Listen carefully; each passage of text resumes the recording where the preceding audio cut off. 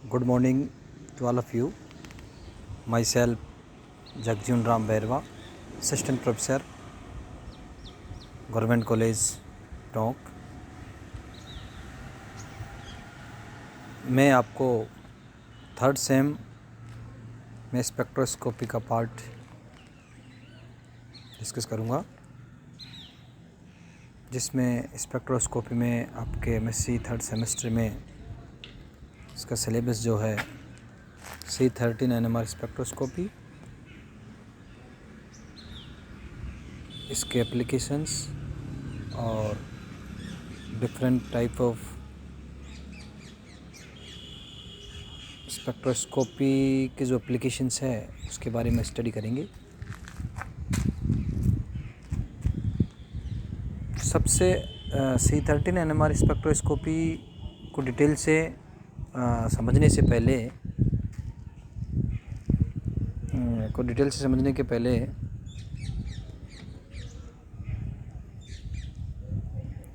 मैं आपको स्पेक्ट्रोस्कोपी के बारे में बताना चाहूँगा। What is spectroscopy? स्पेक्ट्रोस्कोपी एक टेक्निक है जिसमें हम किसी मॉलिक्यूल का स्ट्रक्चर डिटर्मिनेशन करते हैं, या यूँ कह दें कि किसी मॉलिक्यूल की संरचना ज्ञात करने के काम आती है। Structure isolation, structure determination, structure का एनालिसिस करने के काम आएगी।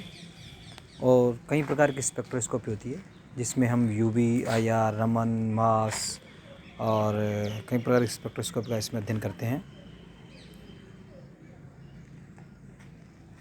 जो डिफरेंट टाइप ऑफ स्पेक्ट्रोस्कोपी है वो अलग अलग इन्फॉर्मेशन देती है मॉलिक्यूल के बारे में। जैसे यूवी है वो डबल बॉन्ड के बारे में बताती है, IR फंक्शनल ग्रुप के बारे में बताएगी, मास स्पेक्ट्रोस्कोपी है वो आपका मॉलिक्यूलर वेट के बारे में बताती है, और जो NMR है it is a very useful technique और इम्पोर्टेंट। ये आपके number of hydrogens, type of hydrogens और how many type of hydrogen present in the molecule and what will be the position of hydrogens के बारे में बताती है। तो हम डिटेल से NMR और उसमें भी C13 NMR पढ़ेंगे। NMR का थोड़ा सा हम प्रिंसिपल यदि डिस्कस करना चाहें तो जो स्पिनिंग न्यूक्लियस है, यानी कि जो न्यूक्लियस है वो स्पिन करता रहता है और स्पिन के कारण मैग्नेटिक फील्ड जनरेट होता है। इस मैग्नेटिक फील्ड को हम एक्सटर्नल मैग्नेटिक फील्ड में जब रखते हैं तो दो प्रकार की स्थिति पोजीशन सामने आती है, लो फील्ड एंड हाई फील्ड। यानी कि एक्सटर्नल मैग्नेटिक फील्ड के अलाइंड और एंटी अलाइंड, यानी कि एक्सटर्नल मैग्नेटिक फील्ड के डायरेक्शन और आपके जो स्पिनिंग न्यूक्लियस के कारण जो जनरेट हुआ मैग्नेटिक फील्ड की एक ही होती है, उसको अलाइंड कहेंगे, और इसके अपोजिट डायरेक्शन में बात उसको एंटी अलाइंड कहेंगे। जो आपका दो एनर्जी लेवल है इनके बीच में आपका न्यूक्लियस फ्लिप करता है, इस फ्लिपिंग के कारण ही स्पेक्ट्रम प्राप्त होता है। ये आपका वो है। अब C13 NMR जो स्पेक्ट्रोस्कोपी है ये वही कार्बन देगा जिसका C13 आइसोटोप, मतलब जिसका प्रोटॉन्स नंबर ऑफ प्रोटॉन्स आपके कितने, न्यूट्रॉन्स 7 होंगे। इट मीन्स जिसका एटॉमिक नंबर, मास नंबर जो होगा, इसका मास नंबर या कह दें कि इसका द्रव्यमान संख्या 13 होगी।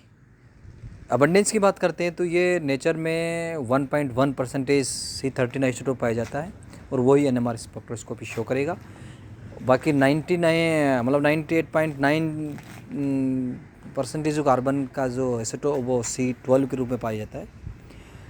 अब हम C13 को हम डिस्कस करेंगे तो we can examine the nuclear magnetic properties of carbon atom in a molecule to learn about a molecular structures. Means to learn about a molecular structure के काम आएगा। Most carbon are C12.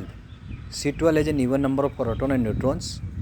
It means cannot be observed by NMR techniques. Only 1% carbon are C13 and these we can see in NMR. This makes C13 NMR much less sensitive than carbon NMR. This affect the how we sing splitting pattern. जो यहाँ पर इसमें एक ये आपका signal दिखा है, इसमें एक ये देखिए, इसमें एक अल्कोहल है जिसका एम्पिरिकल फॉर्मूला C3H8O2O है। इसके दो पॉसिबल फार्मूले हो सकते हैं, आइसोप्रोपिल अल्कोहल और प्रोपिल अल्कोहल। यदि हम प्रोपिल अल्कोहल की बात करते हैं तो इसमें देखिए, प्रोपिल अल्कोहल में there are 3 type of carbons, methyl carbon, CH2 बीच वाला, और एक CH2 ऑक्सीजन से जुड़ा हुआ कार्बन है। तीनों के कारण जो सिग्नल आते हैं, there will be 3 signals will be observed, जिसमें एक का जो केमिकल शिफ्ट है वो लगभग 10 है, सेकेंड की जो केमिकल शिफ्ट है लगभग 30 to 25 के बीच है, और जो थर्ड है जो ऑक्सीजन से जुड़ा हुआ है उसकी 60 है। इट मीन्स द केमिकल जो शिफ्ट है वो अलग अलग कार्बन के अलग अलग है। यदि हम प्रोपिल अल्कोहल के आइसोप्रोपिल अल्कोहल की बात करते हैं तो इसमें 2 ही प्रकार के कार्बन हैं, क्योंकि 2 मेथिल ग्रुप हैं, वो उनका इलेक्ट्रॉनिक एनवायरनमेंट तो सेम है, बिल्कुल both methyl group identical, so give single signal. यदि हम केमिकल शिफ्ट की बात करते हैं तो केमिकल शिफ्ट डिपेंड करती है आपका कौन सा हाइब्रिडाइजेशन है, जिस कार्बन का हम सिग्नल लेते हैं, और उसकी इलेक्ट्रोनेगेटिविटी क्या है जिससे वो जुड़ा हुआ है। तो इसमें एक दिखाया गया है कि जो देखिए इस एक चार्ट टाइप बनाया हुआ है जिसमें 0 से लेकर के राइट टू लेफ़्ट की जब जाती हैं तो 0 से 2 to 10 तक है ये। sp3 हाइब्रिडाइजेशन वाले जो कार्बन है उसका जो केमिकल शिफ्ट है वो लगभग 0 to 40 तक होती है, और हेलोजन से जुड़े हुए होंगे तो 70 से 75 होगी sp3 में ही। sp हाइब्रिड कार्बन होगा मतलब एल्काइन, उसमें 70 से 90 होगी, और sp2 जैसे एल्कीन होगी वो आपके 105 से 150। एरोमेटिक जो हाइड्रोकार्बन है जैसे कि साइक्लिक रिंग में है 120 से 150 है, और आपको कार्बोनिल की है वो लगभग होगी आपके 160 से 210। सो इसमें हम जो रेफरेंस कंपाउंड के रूप में वो हम लेते हैं टेट्रामेथिलसिलेन, और केमिकल शिफ्ट डिफरेंस जो है उसका कंपाउंड केमिकल शिफ्ट का फॉर्मूला है जिसमें frequency of compound minus frequency of TMS divided by frequency of TMS, ये आपका केमिकल शिफ्ट इस फॉर्मूले से निकालते हैं, जिसका यूनिट ppm पार्ट पर मिलियन होता है। और यदि हम पीक की बात करते हैं कि C13 peak are in reality split by bonded protons, splitting of peaks n+1 rule से होती है, यानी कार्बन से कितने हाइड्रोजन जुड़े हुए होंगे उससे एक ज़्यादा स्प्लिट होगा। जबकि C13 NMR और प्रोटॉन NMR में ये डिफरेंस है कि प्रोटॉन NMR में तो कार्बन से जुड़े हुए एडजेसेंट कार्बन के कितने हाइड्रोजन जुड़े हुए हैं उसका +1, जबकि C13 में डायरेक्ट जो जुड़ा हुआ होगा उसमें होगा। Thank you. आगे के क्लास अब नेक्स्ट उसमें बताएंगे।